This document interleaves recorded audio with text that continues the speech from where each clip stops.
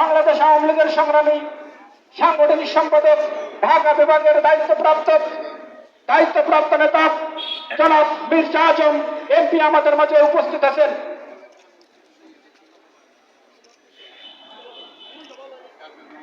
আমাদের মাঝে উপস্থিত আছেন সাবেক ছাত্র নেতা, বাংলাদেশ আওয়ামী লীগের কার্যনির্বাহী সংসদের অন্যতম সদস্য সাখাওয়াত হোসেন শফি ভাই, সাবেক ছাত্র নেতা শফিক ভাই আমাদের মাঝে উপস্থিত আছেন।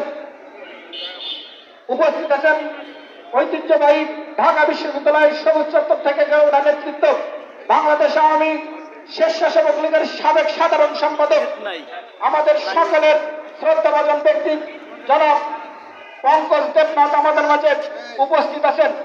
উপস্থিত ছাত্র নেতা জনাব মোল্লা আবু কাউসার আমাদের মাঝে উপস্থিত আছেন।